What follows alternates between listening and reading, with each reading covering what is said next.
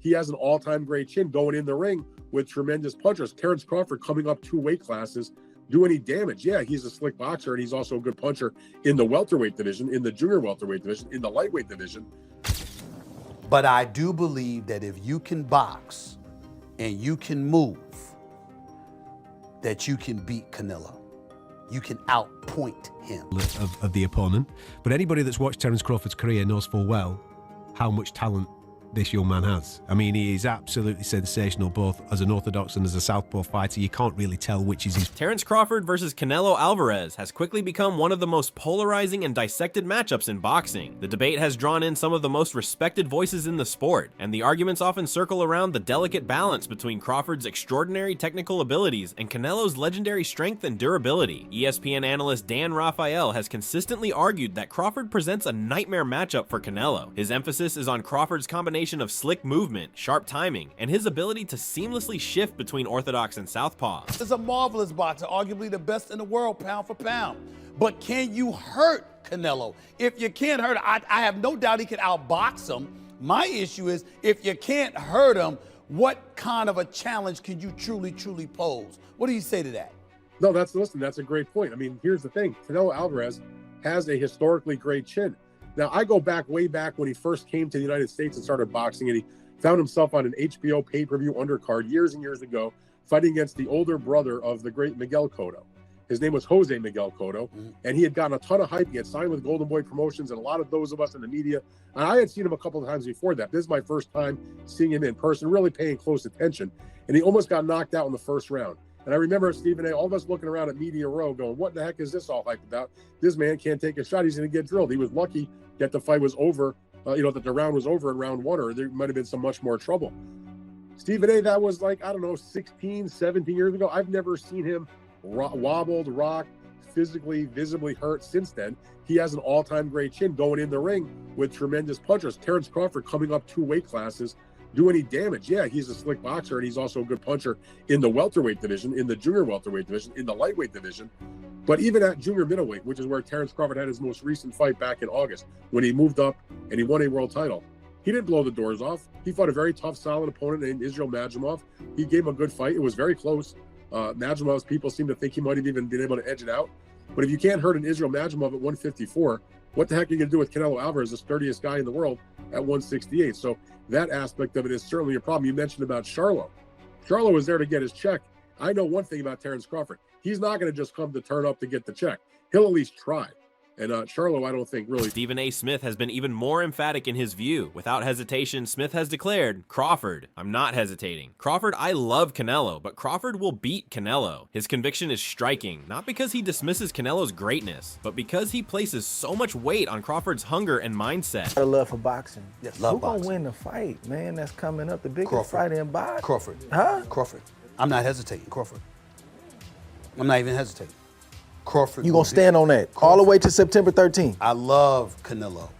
Crawford will beat Canelo. Crawford will beat Canelo by decision. I can't see anybody knocking out Canelo Alvarez. But I do believe that if you can box and you can move, that you can beat Canelo. You can outpoint him. That's right. When I think about Canelo, one of the things that I don't like about Canelo, despite his greatness, and a neck as wide as Broadway, for crying out loud. Right. It's like almost every shot has to be a power shot. It's a power shot, yeah. That's not beating Crawford. I will confess, I think Gervonta Davis's trainer, Cal, I think he said this. He said Crawford could find himself in trouble if he decides to engage with Canelo, because Canelo is the naturally bigger, strong fighter. And I don't care that Crawford's gotten bigger, and I don't care that Crawford's gonna go in there just as big as Canelo. Canelo is accustomed to fighting at the weight, and Crawford is not. And Canelo is a genius in this regard. You don't see him show up for fights not ready. He's always ready. always prepared. He's always ready. gotta He's give him that. always prepared. So I think he's the slower fighter, though. And I think that Crawford is brilliant as a boxer. And I think that between switching to conventional and southpaw, using his jab and movement, I think that Crawford is going to outpoint Canelo because he's faster. But I don't think he's gonna knock. Teddy Atlas, one of boxing's most respected trainers and analysts, weighed in with his unique perspective, stressing that size and physicality are overrated compared to pure technical mastery. Atlas firmly believes that Crawford's precision, timing, and adaptability are far more impactful than Canelo's natural size advantage. Overrated? Terrence Crawford versus Canelo Alvarez at 168 pounds. Canelo's really good. Really good. But I think Crawford is special. I know he hasn't fought the resume everyone wants, but you have that or you don't have that ingredient. I think he has it. Canelo's really good. He's tremendous. But could he be a tiny bit overrated? The greatness is within Crawford. It's in his desire. It's in his mind. It's in his makeup, where he came from. I know he's moving up in weight class. Can he carry it? But those intangibles. I believe that he has them. Al Bernstein highlighted another aspect of Crawford's advantage, his unpredictability. Bernstein emphasized that Crawford does not follow a rigid game plan but adapts mid-fight. This creates immense problems for opponents, especially counterpunchers like Canelo, who rely on reading and reacting. Most fans or most people would probably say Crawford, I'm guessing, because that's a big part of how he's won, and everybody feels that and rightfully so, that the way he's figured out, he's constantly changing from lefty to righty. He's a person that alters his attack. Sometimes he's a boxer. Sometimes he's walking people down. Canelo's style is more the same in most fights. He is a counterpuncher who's waiting for you to make your move so he can counterpunch you. Then when he has you in trouble, he's willing to move forward. His attack is a pretty straightforward one. On the face of it, you might say Crawford. But I think the thing about Canelo Alvarez is that he has seen every style that you can see. Gareth A. Davies brought attention to Crawford's remarkable longevity in the sport, noting his more than 15 years of professional experience. According to Davies, this experience has sharpened Crawford's instincts, refined his ring IQ, and given him composure under extreme pressure. He stressed that Crawford's resume shows consistent excellence against a wide range of opponents, from power punchers to slick movers. He's gone through the weights that he's gone through and the opponents that he has been in with. He's come up short against a couple. But he's come through some big challenges as well through his, 65, 66 professional bouts since he was 15 years of age. There's no doubt that this is the biggest test of Terence Crawford's career, not only because of the weight step up, but also because of the level of the opponent. But anybody that's watched Terence Crawford's career knows full well how much talent this young man has. He is absolutely sensational, both as an orthodox and as a southpaw fighter. You can't really tell which is his favoured side. He's that good, the angles that he creates, and the way that he not only dissects people, but the way that he puts his foot down when he gets somebody hurt is he's spiteful. He's truly, truly impressive. But what he also does, and this is where I think people are making the mistake with the fight with Israel Madrimov last summer in Los Angeles, was that Terence doesn't mind doing enough to win. He doesn't. If he knows he's got to win on points, he's happy to tuck everything neatly in the office and win round by round. It reminds me of Floyd Mayweather. It reminds me of Pernell Whitaker. It reminds me of guys that win with ease without overstretching themselves, that don't have to get in a battle. But when he's got someone hurt, as you rightly say, he's spiteful. I'm not sure he'll get Canelo hurt in this fight. But if his timing and his movement are on, the slightly slowed Canelo, who likes to load up these days, could find himself frustrated by Terence Crawford. Yeah. And there's also the aspect of when he is behind. We've all seen that famous clip where he's fighting Sean Porter. Somebody sells him ringside. They've got him down on the cards. He goes through the gears and stops Sean Porter in the very next round. There's also that element to him. He's brilliant. He's absolutely brilliant. But he's also fighting someone that's equally as brilliant. A very different type of style, Canelo. And a fan favourite. Sean Porter, a former champion and respected analyst, has spoken with conviction about Crawford's chances. Porter believes that Crawford's preparation, speed, timing, and execution will all align to create a performance capable of dismantling Canelo. He envisions Crawford walking into the ring with a specific game plan designed to neutralize Canelo's strengths while amplifying his own speed and unpredictability. Canelo's legacy. And he gave a resounding yeah. A resounding yeah. He said it would massively tarnish Canelo's legacy. And some of the things that he said were just basically things that most of us know, just some register and make sure that other people know and others don't, right? But it would tarnish his legacy, and for the obvious reasons. One is we know that the guy's older. Crawford's older. He's going to be 38 years old here, right? So he's an older fighter. He's an active fighter, right? And that most of the time, these are things that, you know, make people say that people are gonna lose. Man, he's inactive. So he's pretty inactive, hasn't fought in a year, hasn't fought more than once a year in 3 to 4 years, maybe even 5 years. And also, you know, he's coming up in weight.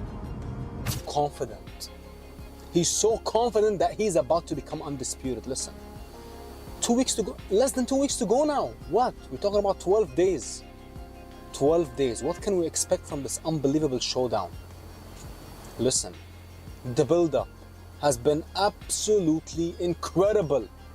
When you talk about the sparring stories, when you talk about the unbelievable rumors that we've been hearing for the past 10 to 12 weeks, will but Crawford's power carry? Will Canelo age overnight? So many questions that we have when it comes to this unbelievable fight. But not too long to go, ladies and gentlemen.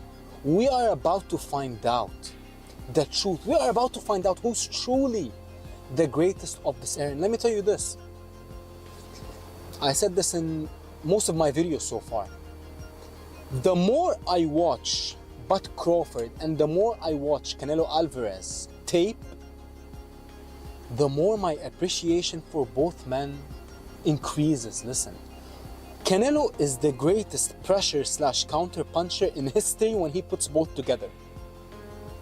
And Crawford is the most dynamic fighters my eyes ever saw. Ever saw. Now, listen to this. The moment this fight got announced, we didn't know the things that we know now. We didn't know about their sparring partners. We didn't know about the shape that they were gonna come in for this fight. Ari Spears, comedian and avid boxing fan, offered a historical perspective on the matchup. He reflected on the long tradition of American fighters known for speed and skill going up against Mexican fighters celebrated for strength and heart. Spears pointed out that many of those encounters saw the American fighters edging out their opponents through defensive mastery and sharp counters. Pick a top-notch Hispanic fighter, put him against the top-notch black fighter. The black dude usually edges him out. And I'm not trying to be disrespectful to the Latino fighters, because look at the greats. De La Hoya, motherfucking Roberto Duran, Arguello, Felix Trinidad, what's my man's name? Chavez. Huh? So there have been legends, but 9 times out of 10, when the top Mexican legend takes on the top black legend, the black dude wins. Boxing and basketball is just something that niggas just, we got that wop that just, we edge you out. Duran lost to Hagler. He got knocked out so viciously by Hearns. The rumor is he's still waking up today. He lost he did the no mas with Leonard. Yeah, no, I've been hanging out with Sugar Ray Leonard recently. We talked about that whole situation. De La Hoya lost to Floyd. He lost to Bernard. He lost to Sugar Shane Mosley. Usually the black fighters edge out the Latinos when it come down to it. So basically you're saying Crawford's gonna win because he's black. I'm saying he's gonna win because he's got skills. But that black component, that's that extra juice. That's that extra juice? I mean, look. It's like the Batmobile when it's going fast and then he hits the nitro button and the flame shoots out of the back of the car and takes it to another level. Black dudes have the nitro switch. Canelo Alvarez himself has addressed the fight with his trademark confidence. He dismissed the need for outside validation, insisting that he doesn't care where people rank him or whether they give him credit. "I feel I'm the best, and that's it," Canelo declared. His response reflects the mentality of a fighter who has already cemented his legacy in his own mind. Something you know you're gonna have, right? They can't deny you anymore. I don't know, but I don't give a fuck, dude. So I feel I'm the best, and that's it. I don't focus on if the people say or put me in the first position, I'm the best. I feel I'm the best. I'm doing it because I love boxing. I call Canelo out because, like I said, he the last great fighter amongst the era that surpassed us. This is my mega fight. This is my moment. You didn't have much interest in this Crawford fight. You were saying that there wasn't much in it for you, and you pointed out that people will say that he was too small. What changed? I think he's one of the best fighters for more fun. No, he accomplished a lot of things too. Mexican with the American fighter is always big. When he fights you at Allegiant Stadium, I imagine it's going to be, 55,000 plus screaming Canelo fans, right? Many from next. Showbiz the Adult, another respected voice in boxing commentary, offered a balanced assessment. He highlighted Canelo's toughness, strength, and ability to apply relentless pressure through counterpunching. Showbiz described Canelo as a bull, physically strong enough to lift opponents like Dimitri Bivol during clinches. Another element in this conversation is the issue of legacy. Many analysts agree that Canelo has more to lose in this fight than Crawford. A loss to a smaller man moving up in weight could tarnish his legacy in ways that history often remembers harshly. Uses his legs, he uses his core, and then his neck itself to lift up Bivol like Bivol was a featherweight. That is a huge representation of how strong Canelo is. When you look at his workouts, you can tell why he was able to do that. All these damn neck exercises that I wouldn't dare do. Okay, that stuff looks painful. The squatting and all that stuff that he's doing is exactly why Canelo Alvarez, honestly, is a strong fighter. He tried to do it again with William Skull. William Skull shook out of it, but he is a bull. Listen, Terrence Bud Crawford is strong. He is, okay? And he understands leverage and he understands those things because he wrestled. Honestly, very true. But Saul Canelo Alvarez is also extremely strong. Now, let me know how you feel in the comments below.